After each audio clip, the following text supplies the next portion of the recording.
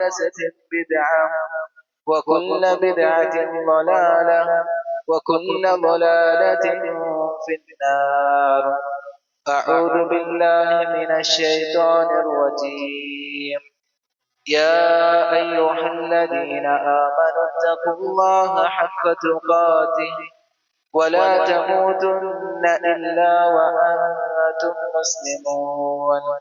يا أيها الذين آمنوا اتقوا الله وقولوا قولا سديدا يصلح لكم أعمالكم ويغفر لكم ذنوبكم ومن يطع الله ورسوله فقد فاز فوزا عظيما.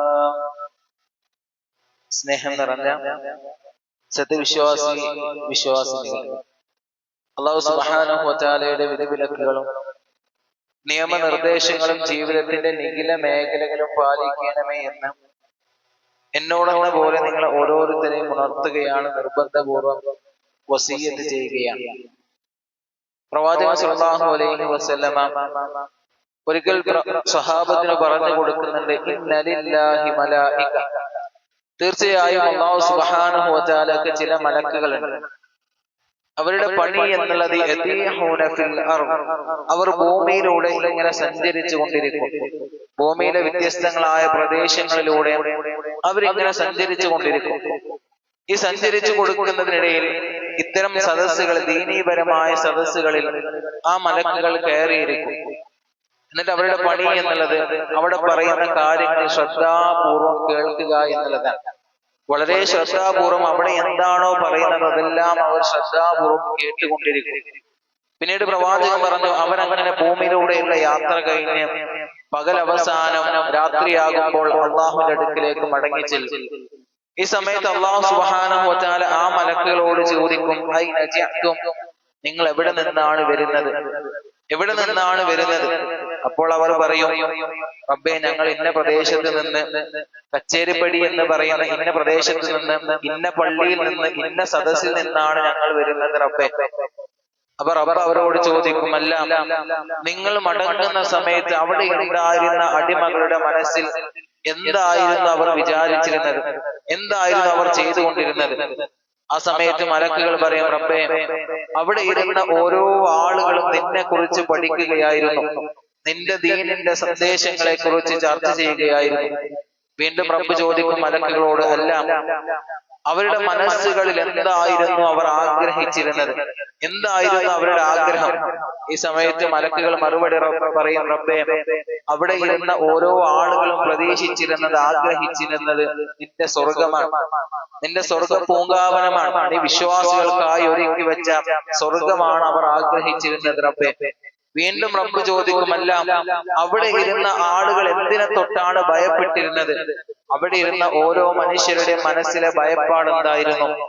അപ്പൊ മലക്കുകൾ മറുപടി നൽകും, റബ്ബേ, അവിടെ ഇരുന്ന ഓരോ മനുഷ്യരും ഭയപ്പെട്ടിരുന്നത് നിന്റെ നരകത്തിനെയാണ്, നീ അവിശ്വാസികൾക്കായി ഒരുക്കി വെച്ച ഭയാനകരമായ നരകത്തിനെയാണ് അവർ ഓരോരുത്തരും ഭയപ്പെട്ടിരിക്കുന്നത് റബ്ബേ. ഈ സമയത്ത് അല്ലാഹു സുബ്ഹാനഹു വ തആല മലക്കുകളോട് പറയും, അങ്ങനെയാണ് എങ്കിൽ, നിങ്ങൾ പറഞ്ഞതുപോലെയാണ് അവിടുത്തെ ആളുകളുടെ അവസ്ഥ എങ്കിൽ ഞാൻ അവർക്ക് പാപമോചനം നൽകുന്നതാണ്, ഞാൻ അവർക്ക് ഇസ്തിഗ്ഫാർ നൽകുന്നതാണ്, ഞാൻ അവർക്ക് സ്വർഗത്തിലേക്കുള്ള പ്രവേശനം നൽകുന്നതാണ്, അതേപോലെ അവർക്ക് നരകമോചനം നൽകുന്നതാണ്. നമ്മൾ മനസ്സിലാക്കേണ്ടത്, അങ്ങനെയുള്ള ഒരു സദസ്സിലാണ് നമ്മൾ ഇവിടെ ഒരുമിച്ച് കൂടിയിട്ടുള്ളത്.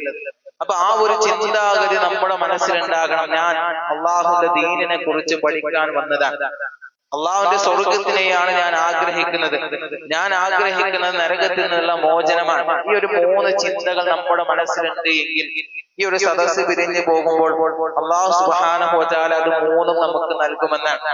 അല്ലാതെ ഞാൻ ഇനി ഇവിടെ ഇരുന്നില്ലെങ്കിൽ ആൾക്കാരെന്താ വിചാരിക്കുക, ഞാനിപ്പോ മഹല്ലത്തെ മെയിൻ ആളായിട്ട് ഞാനിവിടെ ഇരുന്നില്ലെങ്കിൽ ആൾക്കാർ ക്ലാസ് ഒക്കെ വെച്ചിട്ട് എന്ന ചിന്താഗതിയോട് കൂടിയാണ് ഇവിടെ ഇരിക്കുന്നത് എങ്കിൽ അതുകൊണ്ട് യാതൊരു പ്രയോജനവുമില്ല. അതുകൊണ്ട് ആദ്യം തന്നെ നിയ്യത്ത് ശരിയാക്കുക. ഇന്നമൽ അഅ്മാലു ബിന്നിയാത്ത്. റബ്ബേ, ഞാൻ ഇന്ന ചിന്തകൾ കൊണ്ടാണ് ഞാൻ വന്നത് എന്ന ചിന്താഗതി നമ്മൾ ആദ്യം ശരിയാക്കുക. അല്ലാഹു സുബ്ഹാനഹു വ തആല ഈ സദസ്സിന്റെ പരിപൂർണമായ പ്രതിഫലം ലഭിക്കുന്ന യഥാർത്ഥ വിശ്വാസികളിൽ നമ്മെ ഏവരെയും ഉൾപ്പെടുത്തി അനുഗ്രഹിക്കുമാറാകട്ടെ. പരിശുദ്ധമാക്കപ്പെട്ട റമദാനിലെ 4 നോമ്പുകൾ അനുഷ്ഠിച്ച് 5ാമത്തെ നോമ്പിലേക്ക് പ്രവേശിക്കാൻ അവസരം ലഭിച്ചവരാണ് നമ്മൾ ഓരോരുത്തരും. വലിയ രൂപത്തിൽ അതിന്റെ പ്രതിഫലങ്ങളെ കുറിച്ച് മനസ്സിലാക്കിയിട്ടാണ് നമ്മൾ നോമ്പ് അനുഷ്ഠിക്കുന്നത്. കാരണം പ്രവാചകൻ സ്വല്ലല്ലാഹു അലൈഹി വസല്ലമ പറഞ്ഞു, മൻ സ്വമ റമദാന ഈമാനൻ വഹ്തിസാബ ഗുഫിറ ലഹു മാ തഖദ്ദമ മിൻ ദംബിഹി. ആരെങ്കിലും റമദാനിൽ ഈമാനോട് കൂടി തഖ്വയോട് കൂടി ഒരു നോമ്പ് അനുഷ്ഠിക്കുകയാണ് എങ്കിൽ ഗുഫിറ ലഹു മാ തഖദ്ദമ മിൻ ദംബിഹി, അവന്റെ ജീവിതത്തിൽ വന്നുപോയ എല്ലാ പാപങ്ങളും അല്ലാഹു സുബ്ഹാനഹു വ തആല പുറത്തു കൊടുക്കുന്നതാണ്.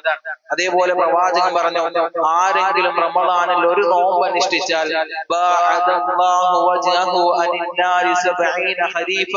അവന്റെ മുഖത്തെ 70,000 വർഷത്തെ വൈദൂരം നരകത്തിൽ നിന്ന് അകറ്റിക്കളയും റബ്ബ്. ഇതെല്ലാം മനസ്സിലാക്കിയിട്ടാണ് നമ്മൾ നോമ്പ് അനുഷ്ഠിക്കുന്നത്. ഈ പ്രതിഫലം നമുക്ക് ലഭിക്കും ഇൻഷാ അല്ലാഹ്. എന്നാൽ പ്രവാചകൻ സ്വല്ലല്ലാഹു അലൈഹി വസല്ലമ പറഞ്ഞു, റുബ്ബ സാഹിമിൻ ലൈസ ലഹു മിൻ സിയാമിഹി ഇല്ല ജുഅ വറുബ്ബ ഖായിമിൻ ലൈസ ലഹു മിൻ ഖിയാമിഹി ഇല്ല സിഹർ. ധാരാളം ആളുകളുണ്ട്, അവർ വലിയ പ്രതീക്ഷയോടുകൂടി നോമ്പ് അനുഷ്ഠിക്കുന്നവരാണ്. റമദാനിൽ വളരെ ആവേശത്തോടു കൂടി വരും. റമദാനിൽ 30 ദിവസവും അവർ കൃത്യമായി നോമ്പ് അനുഷ്ഠിക്കും. റബ്ബ് പറഞ്ഞതുപോലെ എല്ലാം ജീവിക്കും. പക്ഷേ അവരുടെ നോമ്പ് കൊണ്ട് അവർക്ക് ലഭിക്കുക ഇല്ല ജുഅ, വെറും പട്ടിണി മാത്രമാണ് ലഭിക്കുക. അതേപോലെ വറുബ്ബ ഖായിമിൻ ലൈസ ലഹു മിൻ ഖിയാമിഹി ഇല്ല സിഹർ. ധാരാളം നമസ്കാരക്കാർ ആ കൂട്ടത്തിലുണ്ട്. ധാരാളം രാത്രി കാലങ്ങളിൽ നിന്ന് നമസ്കരിക്കുന്ന ധാരാളം ആളുകൾ ആ കൂട്ടത്തിലുണ്ട്. പക്ഷേ അവരുടെ നമസ്കാരങ്ങൾ കൊണ്ട് അവർക്ക് കേവലം ഉളക്കമൊഴിച്ചു എന്ന കാര്യം മാത്രമാണ് ലഭിക്കാനുള്ളത്. അങ്ങനത്തെ ചില വിഭാഗം ആളുകളെ കുറിച്ച് പ്രവാചകൻ സ്വല്ലല്ലാഹു അലൈഹി വസല്ലമ എണ്ണി പറയുന്നുണ്ട്. അതിൽ ഒന്നാമത്തെ വിഭാഗം എന്ന് പറഞ്ഞാൽ അള്ളാഹുവിനെ തൊട്ട് ശിർക്ക് പങ്കു ചേർന്നവരാണ്, ശിർക്ക് ചെയ്യുന്നവരാണ്, ബിദ്അത്ത് ജീവിതത്തിലേക്ക് കൊണ്ടുവന്നവരാണ്. വലൗ അശ്റകൂ ലഹബിത അൻഹും മാ കാനൂ യഅമലൂൻ. നിങ്ങളുടെ ജീവിതത്തിൽ എങ്ങാനും ശിർക്കിന്റെ കണിക വന്നുപോയാൽ നിങ്ങളുടെ പ്രവർത്തനങ്ങളൊന്നും അല്ലാഹു സുബ്ഹാനഹു വ തആല സ്വീകരിക്കുകയില്ല. നമ്മൾ മനസ്സിലാക്കേണ്ടത് ശിർക്ക് എന്ന് പറഞ്ഞാൽ നമ്മൾ മനസ്സിലാക്കിയതുപോലെ പച്ചയായി അള്ളാഹുവിന് പുറമെ മറ്റുള്ളവരെ പ്രാർത്ഥിക്കുക എന്ന് മാത്രമാണ് നമ്മൾ മനസ്സിലാക്കിയ ശിർക്കും ബിദ്അത്തും ഒക്കെ, അല്ലെ? നമ്മൾ അങ്ങനെയാണ് മനസ്സിലാക്കിയിട്ടുള്ളത്. പക്ഷേ ഇന്നിന്റെ കാലഘട്ടത്തിൽ തികച്ചും വ്യത്യസ്തമാണ്. പണ്ട് കാലങ്ങളിൽ ശിർക്ക് പ്രചരിപ്പിച്ചിരുന്നത് മറ്റ് വിശ്വാസികളാണ്, അല്ലെ? മുസ്ലിങ്ങളല്ലാത്ത ആളുകളാണ് ശിർക്കിന്റെ വഴികൾ ഇങ്ങനെ ആൾക്കാർക്ക് കാണിച്ചു കൊടുക്കുക. ഇന്ന് പലപ്പോഴും തൊപ്പി ധരിച്ച ഇസ്ലാമിക വേഷവിധാനികളായ നെരിയാണിക്ക് മേലെ വസ്ത്രം ധരിച്ച ആളുകളാണ് പച്ചയായി ശിർക്കിന്റെ കണിക പറഞ്ഞു കൊടുക്കുന്നത്. യൂട്യൂബിലൂടെ അതേപോലെ വാർത്താ മാധ്യമങ്ങളിലൂടെ പച്ചയായി വന്നിട്ട് ശിർക്കിന്റെ കണിക പറഞ്ഞു കൊടുക്കുക. അള്ളാഹുവിന് പുറമെ ഇന്നയാളെ നിങ്ങൾ വിളിച്ചു പ്രാർത്ഥിച്ചാൽ മതി, നേരിട്ട് അള്ളാഹുവിനോട് ചോദിക്കാൻ പാടില്ല. ഇങ്ങനെ പറഞ്ഞു കൊടുക്കുന്നത് മുസ്ലിം ആദർശം സ്വീകരിച്ച ആളുകളാണ്. ഞാൻ നിലമ്പൂര് ഭാഗത്ത് ഇങ്ങനെ പള്ളിയിൽ ഇമാമ് നിൽക്കുന്ന സമയത്ത് അവിടെ പള്ളി നോക്കുന്ന ഒരാളുണ്ടായിരുന്നു, പള്ളിയിലത്തെ കാര്യങ്ങളൊക്കെ നോക്കുന്ന ഒരാൾ. അപ്പൊ ഞാൻ അവിടെ ഇമാമ് നിൽക്കും. മൂപ്പര് സുബഹിയായി വരുന്ന സമയത്ത് എന്ത് ചെയ്യും, ലൈറ്റ് ഒക്കെ ഓൺ ആക്കി അവിടുത്തെ മോട്ടറിന്റെ സ്വിച്ച് ഒക്കെ ഒന്നിട്ട് അവിടുത്തെ കാര്യങ്ങളൊക്കെ ശരിയാക്കി. അങ്ങനെ ഒരു ദിവസം റമദാൻ തുടങ്ങി 1ാമത്തെ നോമ്പിനുണ്ട് മൂപ്പര് പേരക്കുട്ടിനെ വിളിച്ചിട്ട് മൂപ്പര് പള്ളിയിൽ 1ാമത്തെ സ്വപ്പ് കയറി. മൂപ്പര് പേരക്കുട്ടിനെ കൊണ്ടുകൊണ്ട് 1ാമത്തെ സ്വപ്പിന്റെ മുന്നിൽ ഇരുത്തിയിട്ട് മൂപ്പര് ഇങ്ങോട്ട് ചെല്ലാൻ തുടങ്ങി. സ്വലാത്തുകളൊക്കെ പാടി സ്വലാത്ത് ഇങ്ങനെ ചെല്ലുന്നെ പറയുമ്പോ മുജാഹിദ് പാരമ്പര്യത്തിലാണ്, വലിയ മുജാഹിദ് മഹലിലാണ്, ഒക്കെ ശരിയാണ്. പക്ഷെ മൂപ്പരെ പേരക്കുട്ടിനെ മുന്നിലെടുത്തിട്ട് മൂപ്പര് സ്വലാത്ത് ഇല്ലാൻ തുടങ്ങി. 1-2 ദിവസം കഴിഞ്ഞ് 3ാമത്തെ ദിവസം ഞാൻ ചോദിച്ചു, അല്ല എന്താണ് പതിവില്ലാത്ത രൂപത്തിൽ ഒരു ഈമാനൊക്കെ കൂടിയിരിക്കണല്ലേ, എന്താ പ്രാർത്ഥനയൊക്കെ വല്ലാതെ കൂടിയിരിക്കണല്ലേ, എന്താ സംഭവം? അപ്പൊ മൂപ്പര് എന്നോട് പറഞ്ഞു, ഞാൻ ഇന്നലെ കുറച്ച് മുന്നേ യൂട്യൂബിൽ ഒരു വീഡിയോ കണ്ടു. ഒരു മൗലവി പ്രസംഗിക്കുന്നതാണ്. റമദാനിലെ 1ാമത്തെ രാവ് തൊട്ട് 30ാമത്തെ രാവ് വരെ സ്വന്തം കുട്ടിയെ സുബഹിക്ക് മുമ്പായി അദ്ദേഹത്തിന്റെ പേരക്കുട്ടിയെ കുടുംബത്തിൽ ആരെങ്കിലും വിളിച്ചിരുത്തി അവനോടൊപ്പം 100 പ്രാവശ്യം സ്വലാത്ത് ചെല്ലുകയാണെങ്കിൽ പിന്നെ ആ കുടുംബത്തിന് ഫുൾ ഐശ്വര്യാണ്, രോഗം വരൂല, അസുഖങ്ങളൊന്നും വരൂല. ഇതാ മനുഷ്യൻ വിശ്വസിക്കുകയാണ്. എന്തുകൊണ്ടാ വിശ്വസിച്ചത്? വാർത്താ മാധ്യമങ്ങളിൽ ഇതേപോലെ വേഷവിധാനം ധരിച്ച് തലപ്പാവ് ധരിച്ച് താടി വെച്ച ആളുകൾ വന്നിട്ട് പച്ചയായി പറഞ്ഞു കൊടുക്കുകയാണത്. ഒരു തെളിവുമില്ലാതെ ഒരു അടിസ്ഥാനവുമില്ലാതെ അങ്ങോട്ട് പറഞ്ഞു കൊടുക്കുക. അതേപോലെ 4 പനി വന്നു കഴിഞ്ഞാൽ പറയാണ് അവിടെ പോയി ചരട് കെട്ടിക്കോ ഇന്ന ഉപ്പാപ്പാന്ന് പറഞ്ഞു കൊടുക്കുക. അങ്ങനെ ഏതെങ്കിലും മേഖലയുമായി നിങ്ങളുടെ മേഖലയിൽ നിങ്ങളുടെ ജീവിതത്തിൽ ശിർക്ക് വന്നു പോയാൽ, ബിദ്അത്ത് വന്നു പോയാൽ, വലൗ അശ്റകൂ ലഹബിത അൻഹും മാ കാനൂ യഅമലൂൻ, നിങ്ങളുടെ ജീവിതത്തിൽ വന്നു പോയ നിങ്ങൾ ചെയ്തു വെച്ച എല്ലാ സൽക്കർമ്മങ്ങളും അല്ലാഹു സുബ്ഹാനഹു വ തആല തള്ളിപ്പോകുന്നതാണ്. മനുഷ്യകുലത്തിലെ ഏറ്റവും ഉന്നതനായ പ്രവാചകൻ സല്ലല്ലാഹു അലൈഹി വസല്ലമയോട് വരെ അല്ലാഹു സുബ്ഹാനഹു വ തആല ഉണർത്തി, പ്രവാചകരെ താങ്കൾ അങ്ങേയറ്റത്തെ സ്വഭാവ ഗുണമുള്ളവനാണ്, വ ഇന്നക ലഅലാ ഖുലുഖിൻ അളീം, അങ്ങേയറ്റത്തെ സ്വഭാവ ഗുണം നിങ്ങൾക്കുണ്ട്, നല്ല രൂപത്തിൽ അമലുകൾ നിങ്ങൾ ചെയ്യുന്നുണ്ട്, കാലിൽ നീര് വരുമാറ് നിങ്ങൾ നമസ്കരിച്ചുകൊണ്ട് എന്റെ മുമ്പിൽ നന്ദി കാണിക്കുന്നുണ്ട്. പക്ഷേ നിങ്ങളുടെ ജീവിതത്തിൽ എങ്ങാനും ശിർക്കിന്റെ കണിക വന്നു പോയാൽ നിങ്ങൾ നാളെ നരകത്തിലേക്കാണ് എന്ന് പ്രവാചകന് വരെ അല്ലാഹു സുബ്ഹാനഹു വ തആല താക്കീത് നൽകുന്നുണ്ട്. അപ്പൊ ശിർക്കിന്റെ മേഖലയുമായി പരിപൂർണമായി വിട്ടു നിൽക്കാൻ നമുക്ക് സാധിക്കണം. ഇല്ല എങ്കിൽ നമ്മുടെ നോമ്പുകൾ വെറും പട്ടിണിയാണ്, വെറും ഉറക്കം വഹിക്കലാണ് നമ്മുടെ നമസ്കാരങ്ങൾ. അതാണ് പ്രവാചകൻ ഒന്നാമതായി നമുക്ക് പഠിപ്പിച്ചു നൽകുന്നത്. ഇനി രണ്ടാമത്തെ വിഷയം എന്നുള്ളത്, നോമ്പ് വെറും പട്ടിണിയായി പോകുന്ന രണ്ടാമത്തെ ആളുകൾ എന്ന് പറഞ്ഞാൽ അത് കുടുംബ ബന്ധം മുറിച്ചവനാണ്, ബന്ധങ്ങളെ അകറ്റിയവനാണ്. 4 നോമ്പുകൾ കഴിഞ്ഞു, ഈ ഒരു വിഷയം പറഞ്ഞു തീരുമ്പോഴേക്കും 90% ആളുകളും പറയും എന്റെ നോമ്പ് ചിലപ്പോൾ സ്വീകരിച്ചു കൊള്ളണമെന്നില്ല. കാരണം അത്രയും ആളുകൾ ശ്രദ്ധിക്കാതെ പോകുന്ന, അത്രയും നിസാരമായി കളയുന്ന ഒരു വിഷയമാണ് ബന്ധങ്ങൾ അകറ്റി നിർത്തുക എന്നുള്ളത്. കാരണം അല്ലാഹു സുബ്ഹാനഹു വ തആല എല്ലാം ശിക്ഷിച്ചു കഴിഞ്ഞതിന് ശേഷം കുടുംബ ബന്ധം എണീറ്റുകൊണ്ട് റബ്ബിനോട് ചോദിക്കുന്നുണ്ട്, റബ്ബേ എന്നെ മുറിച്ചവന്, എന്നെ ചേർത്തവന് നീ എന്താണ് നൽകുക റബ്ബേ? അപ്പൊ റബ്ബ് നൽകിയ മറുപടി, മൻ വസലകി വസൽതഹു വമൻ ഖതഅകി ഖതഅതുഹു. കുടുംബ ബന്ധത്തെ എങ്ങാനും, ബന്ധങ്ങളെ ആരെങ്കിലും മുറിച്ചു കളഞ്ഞാൽ ഞാനും അവനുമായുള്ള ബന്ധം മുറിഞ്ഞു പോകുന്നതാണ്. ആരെങ്കിലും കുടുംബ ബന്ധത്തെ ചേർക്കുകയാണെന്നുണ്ടെങ്കിൽ വമൻ വസലകി വസൽതഹു, ഞാനും അവനുമായുള്ള ബന്ധം ചേർക്കുന്നതാണ്. കുടുംബ ബന്ധം മാത്രമല്ല, സുഹൃത്തുക്കൾക്കിടയിലുള്ള ഇണക്കങ്ങളാണെങ്കിലും എന്തുമാണെങ്കിലും നിങ്ങളുടെ നോമ്പ് സ്വീകരിക്കണം എന്നുണ്ടെങ്കിൽ നിങ്ങൾ അവനുമായുള്ള ബന്ധം ചേർക്കണം. കാരണം ആഴ്ചയിൽ 2 ദിവസം നിങ്ങളുടെ അമലുകൾ അല്ലാഹു സുബ്ഹാനഹു വ തആല ആകാശ ലോകത്തേക്ക് ഉയർത്തും. ആ സമയത്ത് തറാവി നമസ്കരിച്ചവരുണ്ടാകും, റമദാനിൽ നോമ്പ് അനുഷ്ഠിച്ചവരുണ്ടാകും, അതേപോലെ ധാരാളം സകാത്തുകളും സദഖകളും കൊടുത്ത ആളുകളുടെ അമലുകൾ ഉണ്ടാകും. എന്നിട്ട് മലക്കുകൾ ഇയാളുടെ അമലുകളുമായി ഇങ്ങനെ കടന്നു പോകും ആകാശ ലോകത്തേക്ക്. അപ്പൊ ഒന്നാം ആകാശത്ത് നിന്ന് മലക്കുകൾ തടഞ്ഞു വെച്ചിട്ട് പറയും, ഈ മനുഷ്യന്റെ അമലുകൾ മേലേക്ക് വേണ്ട, അള്ളാന്റെ അടുക്കലേക്ക് കൊണ്ടുപോകണ്ട. അപ്പൊ അവര് ചോദിക്കും, എന്തുകൊണ്ടാണ് ഇത്രയും വലിയ സൽക്കർമ്മങ്ങൾ ചെയ്തിട്ടും എന്തുകൊണ്ടാണ് നിങ്ങൾ ഇയാളുടെ അമലുകൾ സ്വീകരിക്കാത്തത്? അപ്പൊ ആ മലക്കുകൾ മറുപടി നൽകും, ഇയാള് ബന്ധം മുറിച്ചവനാണ്, ഇയാൾ കൂട്ടുകാരനുമായ കുടുംബ ബന്ധങ്ങളും അകറ്റി നിർത്തിയവനാണ്, അതുകൊണ്ട് ഇവന്റെ അമലുകൾ അല്ലാഹു സുബ്ഹാനഹു വ തആലക്ക് ആവശ്യമില്ല എന്ന് മലക്കുകൾ മറുപടി നൽകുമെന്നാണ്. അതുകൊണ്ട് കുടുംബ ബന്ധം മുറിച്ച്, ഞാൻ പറഞ്ഞു ക്ലാസിന്റെ മഹത്വം പറഞ്ഞു തുടക്കത്തിൽ, ഇവിടെ ഇരിക്കുന്ന നെയ്യത്തോടു കൂടിയാണ് എന്നുണ്ടെങ്കിൽ സ്വർഗപ്രവേശനവും നരകത്തിൽ നിന്നുള്ള മോചനവും അതേപോലെ അള്ളാഹുവിന്റെ പാപമോചനം ലഭിക്കുമെന്ന് ഞാൻ പറഞ്ഞു. എന്നാൽ പ്രവാചകൻ പറഞ്ഞു, ഇങ്ങനെയുള്ള ഒരു സദസ്സിൽ കുടുംബ ബന്ധം മുറിച്ച ഒരു വ്യക്തി ഉണ്ട് എങ്കിൽ ആ സദസ്സിന്റെ മഹത്വം പോലും അള്ളാഹു എടുത്തു കളയുമെന്നാണ്. അങ്ങനെ ഒരാൾ ഈ കൂട്ടത്തിലുണ്ട് എങ്കിൽ അവിടെ വരുന്ന റഹ്മത്തിന്റെ മലക്കുകൾ അവനെതിരെ പ്രാർത്ഥിക്കാൻ തുടങ്ങും, ഇവൻ എന്തൊരു വൃത്തികെട്ടവനാണ്, ഇവൻ കാരണം ഈ സദസ്സിന് കിട്ടേണ്ട മഹത്വങ്ങൾ അള്ളാഹു കൊടുക്കുന്നില്ലല്ലോ, ഇവൻ കാരണം ഇവർക്ക് ലഭിക്കേണ്ട റഹ്മത്തിന്റെ കാരുണ്യം അള്ളാഹു തടഞ്ഞു വെക്കുകയാണെങ്കിലോ ഇവൻ നശിച്ചു പോകട്ടെ എന്ന് മലക്കുകൾ ആ മനുഷ്യനെതിരെ പ്രാർത്ഥിക്കുമെന്നാണ്. അതുകൊണ്ട് കുടുംബ ബന്ധം ചേർക്കാൻ നമുക്ക് സാധിക്കണം, കുടുംബ ബന്ധം ചേർക്കാൻ നമുക്ക് സാധിക്കണം. പലപ്പോഴും ശരികളെല്ലാം നമ്മുടെ ഭാഗത്തായിരിക്കും. ഓനാണ് ആദ്യം പ്രവർത്തിക്കാൻ വന്നത്, ഓനാണ് ആദ്യം ആക്രമിച്ചത്, ഓനാണ് ആദ്യം വന്നിട്ട് എന്നോട് ചൂടാവാൻ നിന്നത്, ഒക്കെ പറയാൻ ന്യായങ്ങൾ ഉണ്ടാകും. പക്ഷേ പ്രവാചകൻ പറഞ്ഞു, നിങ്ങളുടെ ഭാഗത്താണ് ശരി, പരിപൂർണമായി നിങ്ങളുടെ ഭാഗത്താണ് ശരി, ന്യായമെല്ലാം. പക്ഷേ നിങ്ങളെങ്ങാനും അങ്ങോട്ട് പോയി സലാം പറഞ്ഞാൽ നിങ്ങൾക്ക് നാളെ സ്വർഗത്തിന്റെ തായ്വരയിൽ അല്ലാഹു സുബ്ഹാനഹു വ തആല ഒരു സുന്ദരമായ ഭവനം പണിതു തരുമെന്നാണ്. സുന്ദരമായ ഒരു ഭവനം നിങ്ങൾക്ക് വേണ്ടി അല്ലാഹു സുബ്ഹാനഹു വ തആല പണിതു തരുമെന്നാണ്.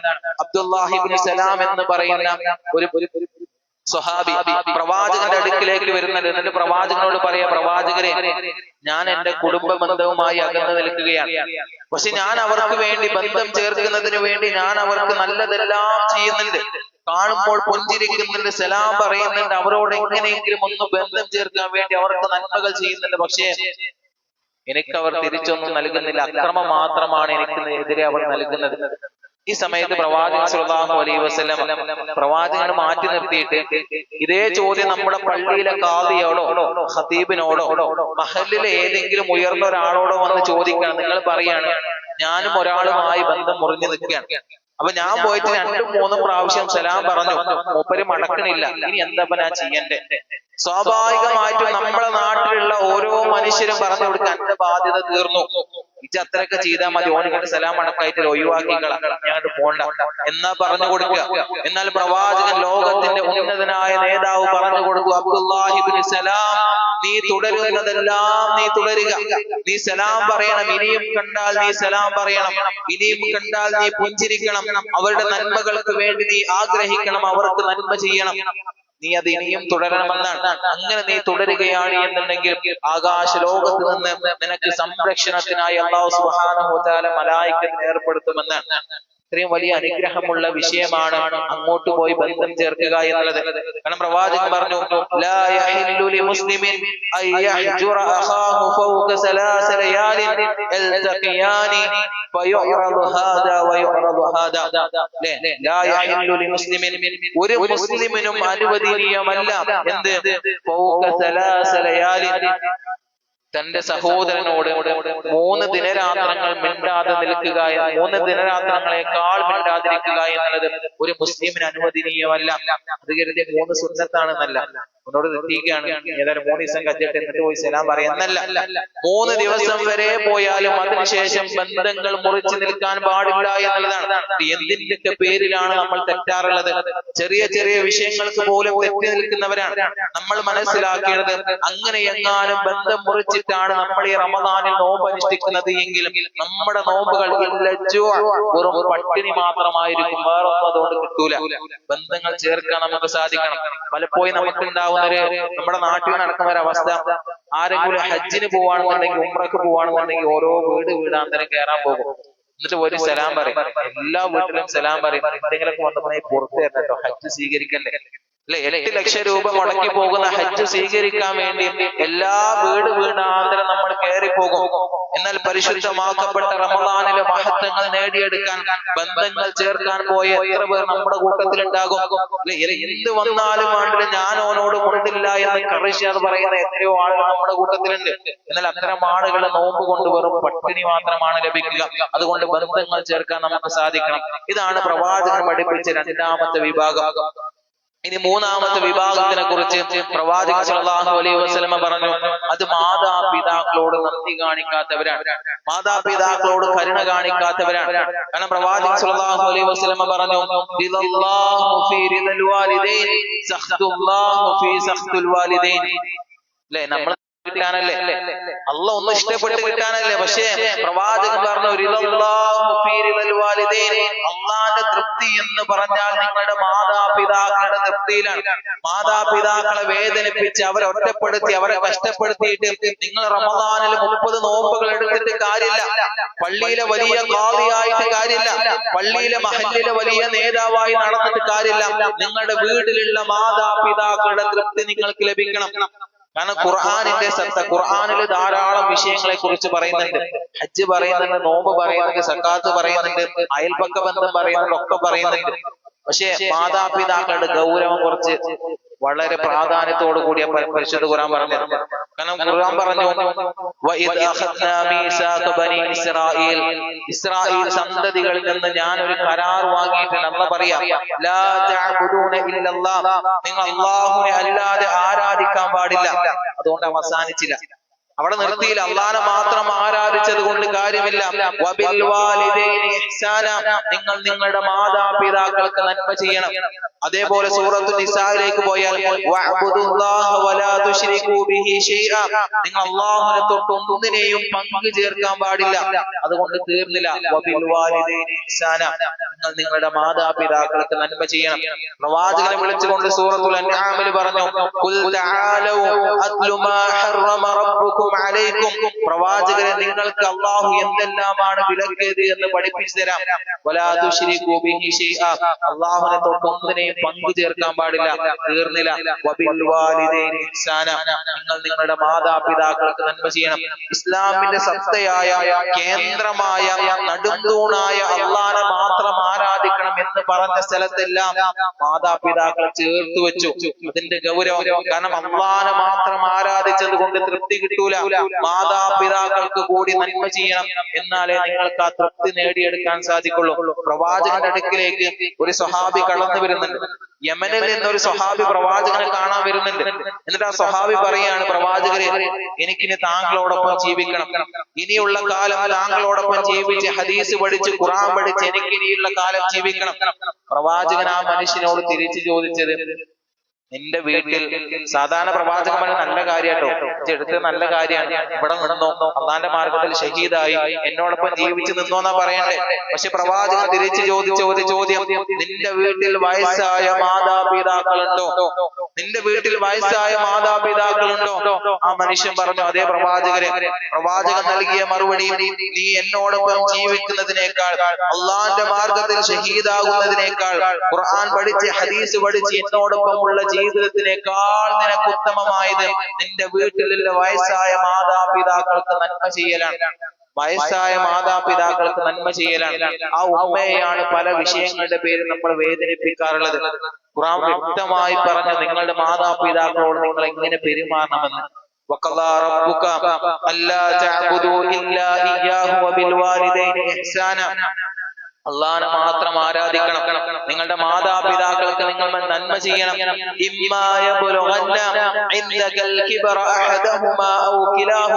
ഖുർആൻ പറഞ്ഞു, വാർദ്ധക്യത്തിലെത്തി അവർ നിന്റെ മുമ്പിലേക്ക് എത്തിയാൽ അവരോട് നീ ചേ എന്ന വാക്ക് പോലും പറയാൻ പാടില്ല. എന്തുകൊണ്ടാണ് അവിടെ വാർദ്ധക്യം എന്ന് പറഞ്ഞത്? വാർദ്ധക്യം എടുത്തു പറഞ്ഞു. കാരണം മാതാപിതാക്കൾക്കൊക്കെ നന്മ ചെയ്യാൻ വലിയ ബുദ്ധിമുട്ടൊന്നുമില്ല. പക്ഷെ വാർദ്ധക്യത്തിലെത്തിയ മാതാപിതാക്കൾക്ക് നിങ്ങൾക്ക് ലഭിച്ചിട്ട് നന്മ ചെയ്യാന്ന് പറഞ്ഞാൽ, അവരോട് ഖൗലൻ കരീമ, നല്ല വാക്ക് പറയാന്ന് പറഞ്ഞാൽ വളരെ ബുദ്ധിമുട്ടാണ്. സ്വാഭാവികമായിട്ടും ഈമാൻ ഇല്ലാത്ത ഒരു മനുഷ്യന് സാധിക്കുന്ന വിഷയമേയല്ല വാർദ്ധക്യത്തിലെത്തിയ മാതാപിതാക്കളെ നോക്കാന്നുള്ളത്. ഇപ്പൊ ഉദാഹരണമായിട്ട് നിങ്ങളെ മനസ്സിൽ ഇങ്ങനെ വിചാരിച്ചാൽ മതി, ഒരു ഉമ്മ നിങ്ങളെ വീട്ടിലുണ്ട്, വയസ്സായ ഒരു 80-90 വയസ്സായ ഉമ്മ. ആ ഉമ്മ 12 മണിക്ക് എന്ത് ചെയ്യാണ്? വല്ലാതെ ചുമക്കുകയാണ്, ബുദ്ധിമുട്ടാണ്, രോഗം കൊണ്ട് പ്രയാസപ്പെട്ട് ഇങ്ങനെ നിൽക്കുകയാണ്. അങ്ങനെ ചുമച്ച് രാത്രി 12 മണിക്ക് നിങ്ങൾ പണി കഴിഞ്ഞ് ഒന്ന് വിശ്രമിക്കാമെന്ന് വിചാരിച്ച് കിടക്കുന്ന സമയത്ത് 12 മണിക്ക് ഉമ്മ അങ്ങനെ ചുമക്കുകയാണ്. അപ്പൊ ഉമ്മാനെ കൊണ്ട് നമ്മളിങ്ങനെ ഹോസ്പിറ്റലിലേക്ക് പോവാ. രാത്രി 12 മണിക്ക് ഉറക്കം കളഞ്ഞിട്ട് എന്ത് ചെയ്യണം? ഉമ്മാനെ കൂടെ ഹോസ്പിറ്റലിൽ പോവാ. ഹോസ്പിറ്റലിൽ പോയേക്ക് ഡോക്ടർ പറയാണ് 4-5 ലക്ഷം രൂപ ചെലവാകും. 5 ലക്ഷം രൂപ ചെലവാകും. ഡെയിലി കൂലിക്ക് പോകുന്ന നമ്മളെ കയ്യിൽ പൈസ ഉണ്ടാവില്ല. അറിയുന്നവരേക്കൊന്നും അറിയാത്തവരേക്കൊന്നും എല്ലാം കടം മേടിച്ച് ആ ചികിത്സ നടത്തും. ആ ചികിത്സ കഴിയുന്നത് വരെ 7 ദിവസം ഉറക്കമില്ലാതെ ഹോസ്പിറ്റലിന്റെ പുറത്ത് നമ്മൾ നിൽക്കും. എന്നിട്ട് എല്ലാം കഴിഞ്ഞ അവസാനം ഉമ്മാനെ വീട്ടിലേക്ക് കൊണ്ടുവരും. ആ വീട്ടിലേക്ക് കൊണ്ടുവരുന്ന സമയത്ത് അയലോകത്ത് നിന്ന് ചില ആളുകൾ വരും, അല്ലെങ്കിൽ മൂത്ത മകനോ ആരെങ്കിലൊക്കെ കയറി വരും. എന്നിട്ട് ഉമ്മാനോട് ചോദിക്കും, ഉമ്മ എങ്ങനെയുണ്ട്? അപ്പൊ ആ ഉമ്മാന്റെ വായിൽ നിന്ന് വരുന്ന ചില മറുപടികൾ ഉണ്ടാവും. ഇവൻ എന്നോട് ഒരു സ്നേഹമില്ല, ഓന്റെ കുട്ടി എങ്ങാനും ചെറിയ പനി വന്നാൽ ഉടനെ ഓൻ ഹോസ്പിറ്റലിൽ കൊണ്ടുപോകും. ഞാൻ കുറച്ച് അല്ലെങ്കിൽ ചുമച്ച് അവസാനം മരിക്കാനായി എന്ന് തോന്നിയപ്പോഴാണ് എന്നെ എടുത്തിട്ട് ഹോസ്പിറ്റലിലേക്ക് പോയത്. ഓനൊരു എന്നോടൊരു സ്നേഹം പോലും ഇല്ല എന്ന് ആ ഉമ്മ പറയും. നീ മൂത്ത മകനൊക്കെ 1 കിലോ ഓറഞ്ച് 1 കിലോ ആപ്പിള് കൊണ്ടുവന്ന ആ ഉമ്മ പറയും, കൊണ്ടുവന്നില്ല, ഇതെങ്കിലും കൊണ്ടുവന്നില്ലേ? ഓൻ എന്നോട് ഒരു സ്നേഹമില്ല, എന്തൊരു മനുഷ്യനാണ് ഓരോന്നൊക്കെ പറയും. ഇത് കേൾക്കുന്ന സമയത്ത് സ്വന്തം ഹൃദയത്തിലേക്ക് കത്തി കുത്തുന്ന വേദനയുണ്ടാകും. കടം വാങ്ങി ഉറക്കം കളഞ്ഞ് ഉമ്മയെ ചികിത്സിച്ച് വീട്ടിലേക്ക് തിരിച്ചു കൊണ്ടുവന്ന ഉമ്മാന്റെ നാവിനത് കേൾക്കുന്ന സമയത്ത് വല്ലാത്ത വേദനയായിരിക്കും. പച്ചമാംസം മറുത്തെടുക്കുന്ന രൂപത്തിൽ വേദന മനസ്സിലുണ്ടാകും. എന്നാലും ഖുർആൻ പറഞ്ഞു, ഖൗലൻ കരീമ, അവരോട് നീ ചേ എന്ന വാക്ക് പോയി നല്ലത് മാത്രം പറയണം. എന്ത് പറഞ്ഞാലും അവരോട് നല്ലത് മാത്രം പറയണം. ഫലാ തഖുൽ തഖുല്ലഹുമാ ഉഫിൻ എന്ന വാക്കിന് പല വിശദീകരണങ്ങൾ പണ്ഡിതന്മാർ നൽകി. നമ്മൾ ചേ എന്ന് മാത്രമേ കേട്ടിട്ടുള്ളൂ. എടുക്ക പണ്ഡിതന്മാർ പറഞ്ഞത്, നിങ്ങളുടെ വാക്കിനൊന്ന് കട്ടി കൂടിയാൽ അത് അവരുടെ മനസ്സിനെ വേദനിപ്പിക്കുന്നുണ്ടെങ്കിൽ അതുപോലും പാടില്ല. എങ്ങനെ? ഉദാഹരണമായിട്ട് പറയാം, ഒരു പുതിയ ചെരുപ്പ് വാങ്ങി നമ്മൾ, നല്ല പുതിയ ചെരുപ്പ്, ആ ചെരുപ്പ് നമ്മുടെ മുറ്റത്തിട്ടു നോക്കുക. ഈ സമയത്ത് നമ്മൾ വീട്ടിലേക്ക് കയറി പോയ സമയത്ത് ഉമ്മ എന്ത് ചെയ്യണം? അതിട്ടിട്ട് മിറ്റടിച്ച് വരാനോ അല്ലെങ്കിൽ എന്തെങ്കിലും വൃത്തികേടാക്കുന്ന എന്തെങ്കിലും ഒരു പരിപാടിക്ക് പോയി. ഇത് നമ്മളിങ്ങനെ ഉള്ളിന്ന് വരുന്ന സമയത്ത് ഉമ്മ ഇതിങ്ങനെ വൃത്തികേടാക്കി വെച്ചിരിക്കുകയാണ്. ഇത് കാണുന്ന സമയത്ത് എന്താണ് ഉമ്മ നിങ്ങൾ ഈ കാണിച്ചു വെച്ചിരിക്കുന്ന ഒന്ന് കട്ടിക്കൂട്ടി ചോദിച്ചാൽ അത് നിന്റെ ഉമ്മാന്റെ മനസ്സിൽ ഒരു വേദന ഉണ്ടാക്കിയാൽ അള്ളാന്റെ തൃപ്തി നിന്നിൽ നിന്ന് എന്ത് ചെയ്യും? അത് എടുത്തു കളയുന്ന. അത്ര പോലും ഒരു സൂക്ഷ്മതയോടുകൂടി വേണം മാതാപിതാക്കളോട് പെരുമാറാൻ. അല്ല എങ്കിൽ നിന്റെ അമൽ എന്താണ്? ബാത്തിലാണ്. ജുറൈദിന്റെ കഥ നമ്മൾ കേട്ടവരാണ്. ജുറൈദ് എന്ന് പറഞ്ഞാൽ അള്ളാഹുവിന് വേണ്ടി ജീവിതം സമർപ്പിച്ച ഒരു യുവാവായിരുന്നു ജുറൈദ് എന്ന് പറഞ്ഞാൽ. ആ ജുറൈദ് മലമുകളിലേക്ക് പോയി സ്വന്തമായി ടെന്റ് കെട്ടി അവിടെ അള്ളാഹിന്റെ അടുക്കിലേക്ക് ഖുർആൻ പാരായണങ്ങളും നമസ്കാരങ്ങളുമായി ഇങ്ങനെ മടങ്ങിയ ഒരു വ്യക്തിയാണ്. അങ്ങനെ സ്വന്തം ഉമ്മ ജുറൈദിനെ കാണാൻ വരുന്ന സമയത്ത് ജുറൈദ് നമസ്കാരത്തിലാണ്, അള്ളാഹിന്റെ മുമ്പിൽ സുജൂദിലാണ്. ആ ഉമ്മ വന്നിട്ട് വിളിച്ച്, മോനെ ജുറൈദേ, മോനെ ജുറൈദേ. ഈ സമയത്ത് ആ മകൻ നമസ്കാരത്തിലാണ്. അങ്ങനെ മടങ്ങിപ്പോയി, ഉമ്മ മടങ്ങിപ്പോയി. രണ്ടാമത്തെ പ്രാവശ്യം ഉമ്മ വന്നു, വിളിച്ചപ്പോ നമസ്കാരത്തിലാണ്. മോനെ ജുറൈദേ എന്ന് വിളിച്ചു, മകൻ നമസ്കാരത്തിലാ, വിളി കേട്ടില്ല, വീണ്ടും ഉമ്മ മടങ്ങിപ്പോയി. മൂന്നാമത്തെ പ്രാവശ്യം ആ മകൻ വന്നിട്ട് പറഞ്ഞു, മോനെ ജുറൈദേ. അപ്പോഴും ആ മകൻ നമസ്കാരത്തിലാണ്. ഉടനെ ഉമ്മ പറഞ്ഞു, നീ ഒരു അപവാദത്തിന്റെ പേരിൽ നീ മാനം കെട്ടിട്ടല്ലാതെ മരിക്കൂലെന്ന് ആ ഉമ്മ മനസ്സുകൊണ്ട് പറഞ്ഞു. നമസ്കാരത്തിലായിരുന്ന, സദാസമയം റബ്ബിനോട് പ്രാർത്ഥിച്ചിരുന്ന ആ മകനെ പോലും ആ ഉമ്മാന്റെ പ്രാർത്ഥന ഫലിച്ചു എന്നാണ്. ആ മകൻ അവസാനം ഒരു വേശ്യപ്പെണ്ണിന്റെ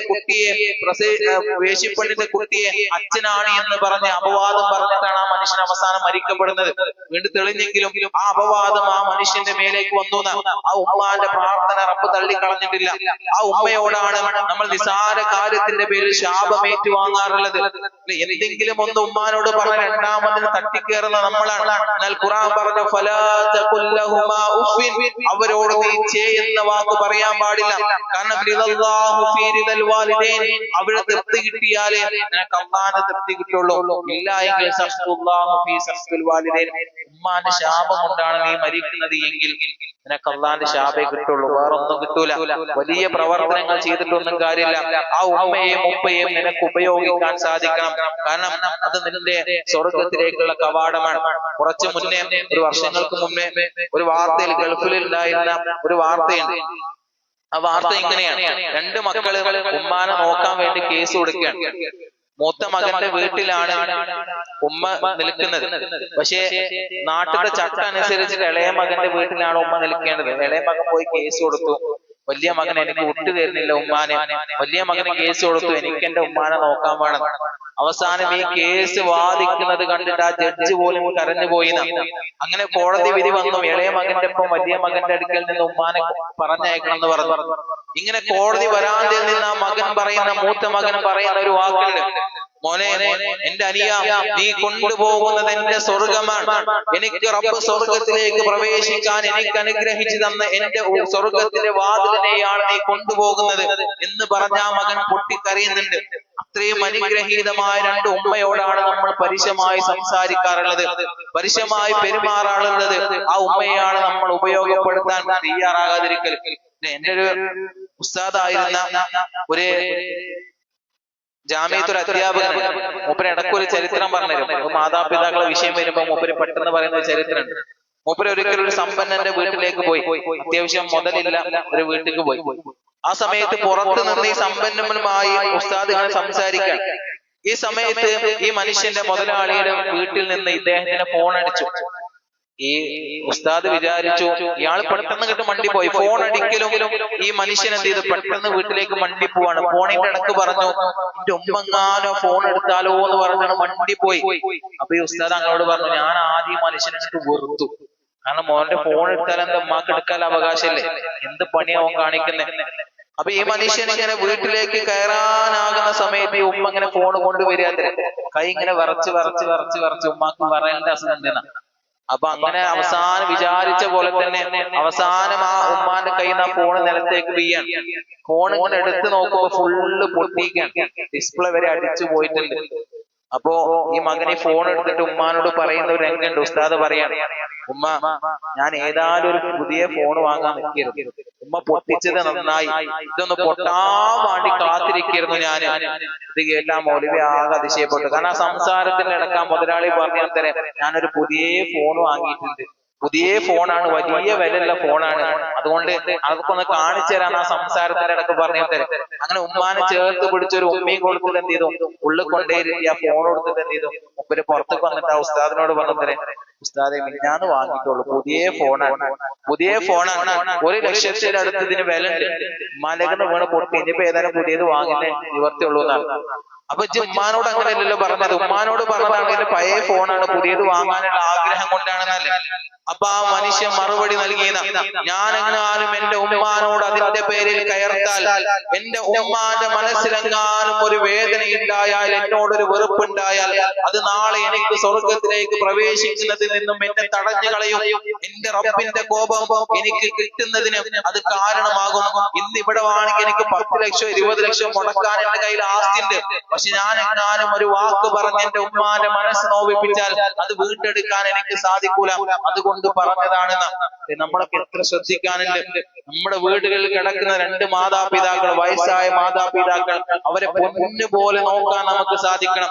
അവരാഗ്രഹിക്കുന്നതെല്ലാം സാധിക്കുകയാണെങ്കിൽ നടത്തി കൊടുക്കാൻ നമുക്ക് സാധിക്കണം. ഇല്ല എങ്കിൽ ഒരു ഉമ്മാക്ക് അസുഖം വന്നാലേ ഉമ്മ കൂടുതലൊന്നും ആഗ്രഹിക്കണില്ല, നിങ്ങൾ നേരെ ഉമ്മ അസുഖം ബാധിച്ച് നിൽക്കുന്ന സമയത്ത് കയ്യിൽ ഒരു പൈസ ഇല്ലെങ്കിൽ ഉമ്മാനെ ചേർത്ത് പിടിച്ചിട്ട്, ഉമ്മ എന്താണ് നിങ്ങൾ അസുഖം, അതൊന്ന് വിഷയാക്കളാക്കൾ മാറും, അതൊക്കെ കോയമ്പ് തേച്ചാൽ ഇട്ടാ മതി, ഒരു ഉമ്മയും കൊടുത്താണ്ടല്ലോ, ഉമ്മാക്കത് മതി. നിങ്ങൾ 10 ലക്ഷം രൂപ മുടക്കി ഒരു ഹോസ്പിറ്റലിൽ കൊണ്ടു പോയാൽ പോലും അത്ര സമാധാനം ആ ഉമ്മാക്ക് കിട്ടൂല. പക്ഷെ അതിന് നമ്മൾ നിൽക്കാറില്ല എന്ന്. അങ്ങനെ ചേർത്ത് പിടിക്കുകയാണെങ്കിൽ നിങ്ങൾക്ക് അള്ളാന്റെ തൃപ്തി കിട്ടുള്ളൂ, അല്ലെങ്കിൽ അള്ളാന്റെ തൃപ്തി ഇല്ല. അവരുടെ ശാപം വാങ്ങിയിട്ടാണോ നിങ്ങൾ മരണപ്പെടുന്നത്, എങ്കിൽ അള്ളാന്റെ ശാപം കൂടി വാങ്ങിയിട്ടാണ് നിങ്ങൾ മരണപ്പെടുകയെന്ന് നിങ്ങൾ മനസ്സിലാക്കുക.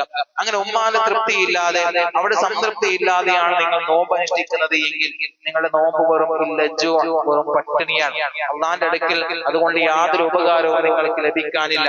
ഇതാണ് മൂന്നാമതായി പ്രവാചകൻ പറഞ്ഞ വിഭാഗം. ഇനി നാലാമതായി പ്രവാചകൻ സല്ലല്ലാഹു അലൈഹി വസല്ലം പറഞ്ഞു തരുന്ന ഒരു വിഭാഗമാണ് സംസാരത്തിനെ ഒതുക്കി വെക്കാത്തവർ. ആരെങ്കിലും തന്റെ നാവിനെ തൊട്ടിട്ട് കളവ് പറയുന്നതും പരദൂഷണം പറയുന്നതും നിർത്തുന്നില്ലേ, സംസാരിച്ചു കൊണ്ട് തന്നെ ഇരിക്കുകയാണെന്നുണ്ടെങ്കിൽ ഓർക്കുന്നില്ല, നോമ്പില്ല എന്നുള്ളതാണ്. ഇതാണ് നാലാമത്തെ വിഭാഗം. ആ വിഭാഗം പലപ്പോഴും നമ്മളെല്ലാവരും പരാജയപ്പെട്ടു പോകുന്ന ഒരു മേഖല കൂടിയാണ്. കാരണം പ്രവാചകൻ സല്ലല്ലാഹു അലൈഹി വസല്ലം ഹജ്ജത്തുൽ വിദാഇൽ എല്ലാ ജനങ്ങളെയും ഒരുമിച്ച് കൂട്ടിയിട്ട് പ്രവാചകൻ അവിടെ നിന്ന് പറയുന്നത്, ഞാൻ നിങ്ങൾക്ക് 2 കാര്യങ്ങൾ നിങ്ങൾ എനിക്ക് ഉറപ്പ് നൽകിയാൽ സ്വർഗം വാഗ്ദാനം ചെയ്യാം. അപ്പൊ സ്വഹാബത്ത് ചോദിക്കുന്നത്, എന്താണ് പ്രവാചകരെ? ആ സമയത്ത് പ്രവാചകൻ സല്ലല്ലാഹു അലൈഹി വസല്ലം പറഞ്ഞു, ഒന്നാമതായി നിങ്ങളുടെ 2 താടിയെല്ലുകൾക്കിടയിലുള്ള നാവാണ്. ഇതിനെ നിങ്ങൾ എനിക്ക് ഉറപ്പ് നൽകിയാൽ ഞാൻ നിങ്ങൾക്ക് സ്വർഗം വാഗ്ദാനം ചെയ്യാം. അധികം ആൾക്കൊന്നും ഒതുക്കി വെക്കാൻ കഴിയൂല. നാവ് എന്ന് പറഞ്ഞാൽ സ്വാഭാവികമായിട്ടും മനുഷ്യന്റെ ശാരീരിക പ്രകൃതി അനുസരിച്ച് സംസാരിച്ചു കൊണ്ടിരിക്കും, പരദൂഷണങ്ങൾ പറയും. ഇപ്പൊ ഞാനിവിടെ വന്നിട്ട് 2 മണിക്കൂർ ഇവിടെ സംസാരിക്കാന്ന് വിചാരിക്കാം, അധികം ആൾക്കൊന്നും പോകൂല, ഉറക്കം വരും, ഓട്ടുവായി വരും, എന്നിട്ട് പോകും. ഇന്ന് ഞാനിവിടെ വന്നിട്ട് പറയാണ്, പിന്നെ നമ്മൾ അവിടുത്തെ താത്താന്റെ കുട്ടി ഒളിച്ചോടി പോയിട്ടോ, അവൻ അങ്ങനെയാണ് ഇങ്ങനെയാണ്. ഒരു 4 മണിക്കൂർ ഞാൻ ഇവിടെ സംസാരിച്ചാലും ഒരാൾക്കും ഇൻട്രസ്റ്റ് പോകൂല. അതാണ് മനുഷ്യന്റെ ശാരീരിക പ്രകൃതി എന്ന് പറഞ്ഞാൽ. തെറ്റുകളോട് അതേപോലെ പരദൂഷണങ്ങളോട് ശ്രദ്ധ കേന്ദ്രീകരിക്കുന്ന മെന്റാലിറ്റിയാണ് മനുഷ്യനുള്ളത്. അതുകൊണ്ടാണ് ഖുർആൻ പറഞ്ഞത്, അത്തരം മെന്റാലിറ്റി ഇല്ല നിങ്ങൾ നിങ്ങളുടെ നാവിനെ അടക്കി വെക്കണം. ഒരു പരദൂഷണം നിങ്ങൾ പറയാൻ പാടില്ല. സംസാരിക്കുകയാണെങ്കിൽ നല്ലത് പറയാം, ഇല്ലെങ്കിൽ മിണ്ടാതിരിക്കുക. സംസാരിക്കുകയാണെങ്കിൽ നല്ലത് പറയാം, ഇല്ലെങ്കിൽ നിങ്ങൾ മിണ്ടാതിരിക്കണം. അല്ലാതെ തോന്നിയതുപോലെ സംസാരിക്കുന്നവന് നോമ്പില്ല എന്നാണ്. കാരണം പരിശുദ്ധ ഖുർആനിലൂടെ പ്രവാചകൻ സല്ലല്ലാഹു അലൈഹി വസല്ലം നമുക്ക് പഠിപ്പിച്ചു നൽകി, നോമ്പുകാരന്റെ വായിൽ നിന്ന് വരുന്ന ദുർഗന്ധത്തിന് നാളെ അല്ലാഹു സുബ്ഹാനഹു വ തആലയുടെ അടുക്കൽ കസ്തൂരിയുടെ ഗന്ധമുണ്ട്. അതുകൊണ്ട് എന്താ അർത്ഥാക്കുന്നത്? നോമ്പുകാലം സ്വാഭാവികമായിട്ടും ഭക്ഷണപാനീയങ്ങൾ മാറ്റിവെച്ച് അല്പം സംസാരങ്ങൾ കുറച്ച് അതേപോലെ അള്ളാന്റെ അടുക്കൽ പ്രാർത്ഥനയുമായി നിൽക്കുന്ന സമയത്ത് അവന്റെ വായിൽ നിന്ന് സ്വാഭാവികമായിട്ടും സ്മെല്ലടിക്കുന്നു. എന്നാൽ ചില ആളുകളുടെ വായിൽ സ്മെല്ലടിക്കൂല. കാരണം എന്താ? നേരെ അങ്ങാടിയിലേക്ക് കയറി സൊറ പറയാൻ തുടങ്ങിയാണ്, ഓരോരുത്തരുടെ പച്ച മാംസം കഴിക്കാൻ തുടങ്ങിയാണ് അല്ലെ. പരദൂഷണം എന്ന് പറഞ്ഞാൽ നമ്മൾ മനസ്സിലാക്കിയത് പോലെയല്ല. പ്രവാചകനും സ്വഹാബത്തും എല്ലാം ഒരു യാത്ര പോകുന്നുണ്ട്. യാത്ര പോണ സമയത്ത് പ്രവാചകന്റെ സംഘത്തിനൊപ്പം ഭക്ഷണം പാകം ചെയ്യാൻ ഒരു സ്വഹാബിയുണ്ട് കൂട്ടത്തിൽ. അപ്പൊ അങ്ങനെ രാവിലെ എണീറ്റപ്പോ ഈ മനുഷ്യനെ കാണാനില്ല. അങ്ങനെ പ്രവാചകൻ സ്വഹാബത്തും എല്ലാം ഭക്ഷണം ചേർന്ന് പാകം ചെയ്ത് അവസാനം ഭക്ഷിക്കാൻ നിൽക്കുകയാണ്, കഴിക്കാൻ നിൽക്കുകയാണ്. ഈ സമയത്ത് പ്രവാചകൻ എണീറ്റ് ചോദിച്ചു, അല്ല നമ്മളോടൊപ്പം പാചകക്കാരനുണ്ടായിരുന്നില്ല, മൂപ്പരെ വിളിച്ചുകൊണ്ടിരുന്നു, മൂപ്പരെ കാണാനില്ല. ഈ സമയത്ത് അവിടുന്ന് സ്വഹാബി പറഞ്ഞു, പ്രവാചകരെ മൂപ്പര് എപ്പോഴും ഉറങ്ങിക്കൊണ്ടൊരു മനുഷ്യനാണ്. ഉടനെ പ്രവാചകൻ പറഞ്ഞു, നിന്റെ പല്ലുകൾക്കിടയിൽ ഞാൻ ആ മനുഷ്യന്റെ പച്ച മാംസം കാണുന്നുണ്ട്. അവനില്ലാത്ത സമയത്ത് അവന്റെ മോശം പ്രവർത്തനങ്ങളെ കുറിച്ച് പറയുന്ന, അതുകൊണ്ട് നിന്റെ പല്ലുകൾക്കിടയിൽ ഞാൻ അവന്റെ പച്ച മാംസം കാണുന്നുണ്ട്. എത്ര ഗൗരവാന്ന് ആലോചിക്കാം. സ്വന്തം ഭാര്യ പറയാണ് ഒരു സ്ത്രീയെ കുറിച്ച്, പ്രവാചകരെ അവൾ ഉള്ളത്തിയാണ്. പ്രവാചകൻ നൽകിയ മറുപടി, ആയിഷ നീ എങ്ങാനും പറഞ്ഞ വാക്ക് ഒരു സമുദ്രത്തിൽ പോയി കലക്കിയാൽ ആ സമുദ്രം മുഴുവനും മലിനമാകുമായിരുന്നു ആയിഷ. ഗൗരവാണ്. നാവിന് എത്രത്തോളം സൂക്ഷിക്കണം എന്ന് വിചാരിക്കാം. ഒരു മതപണ്ഡിതന്റെ അടുക്ക് ഒരു മനുഷ്യൻ ആവശ്യത്തോടു കൂടി കടന്നു വരാം. എന്നിട്ട് ആ മതപണ്ഡിതനോട് പറയാണ്, എനിക്കൊരു കാര്യം പറയാനുണ്ട്, എനിക്ക് നിങ്ങളോടൊരു വിഷയം പറയാനുണ്ട്. മതപണ്ഡിതൻ പറഞ്ഞു, അവിടെ നിൽക്കും, ഞാനൊരു 3 ചോദ്യം ചോദിക്കും, അതിന് കൃത്യമായ ഉത്തരം കിട്ടിയാൽ മാത്രം എന്നോട് ആ വിഷയത്തിനെ കുറിച്ച് പറഞ്ഞാൽ മതി.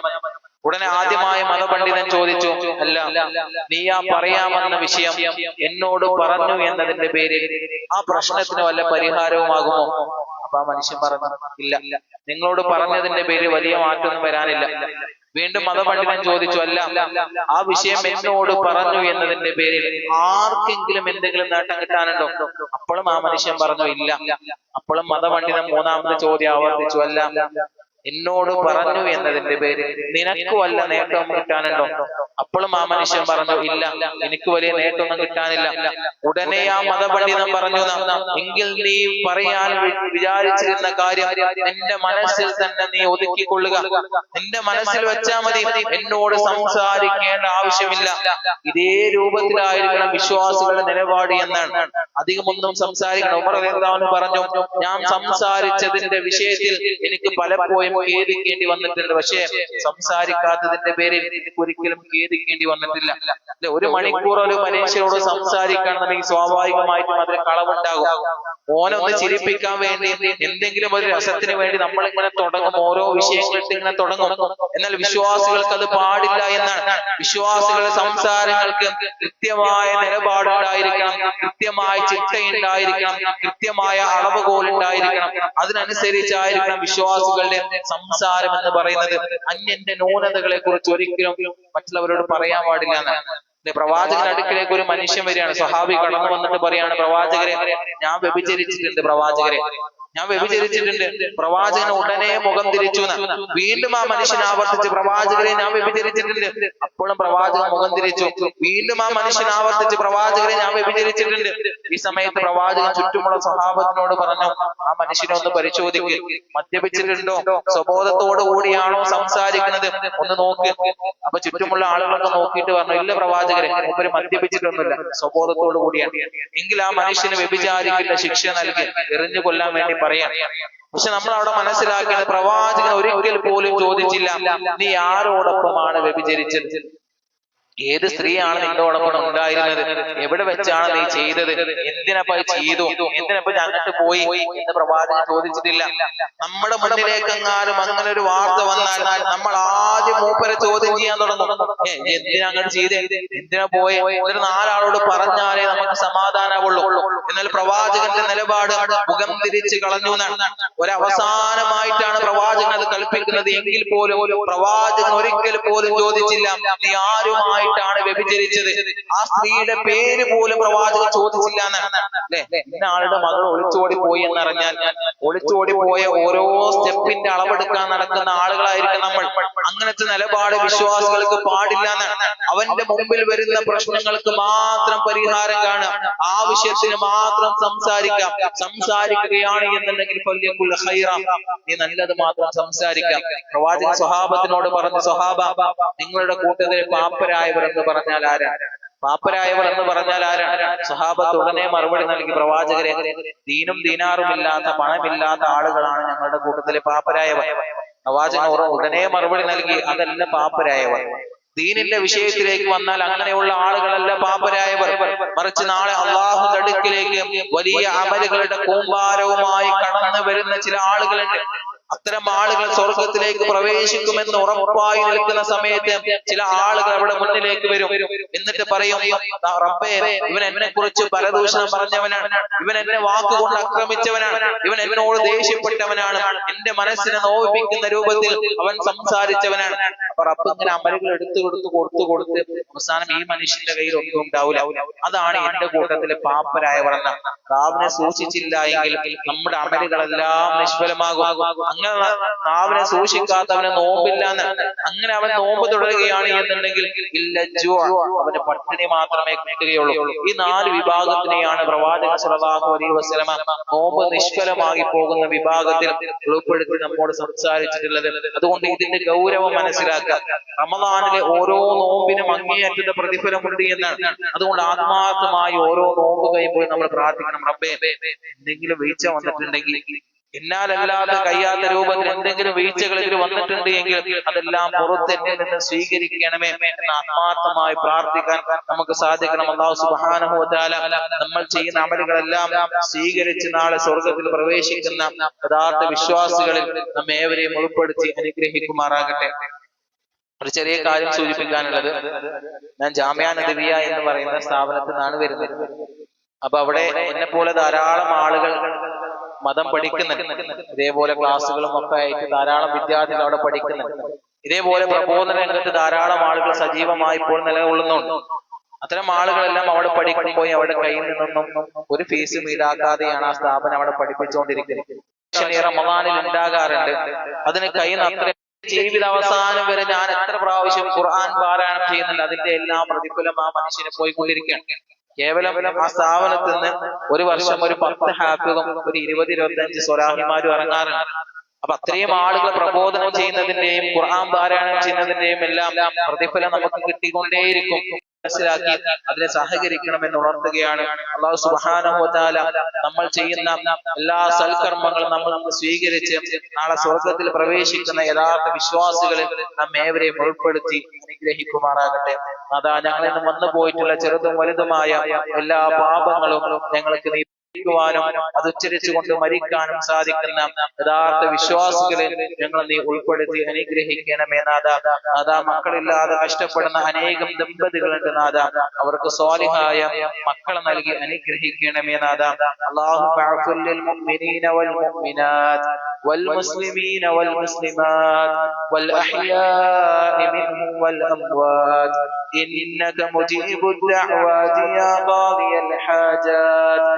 اللهم أجرنا من النار، اللهم أجرنا من النار، اللهم أجر والدينا من النار. اللهم أعز الإسلام والمسلمين وأذل الشرك والمشركين. ربنا تقبل منا إنك أنت السميع العليم وتب علينا إنك أنت التواب الرحيم. ربنا آتنا في الدنيا حسنة وفي الآخرة حسنة وقنا عذاب النار. آمين.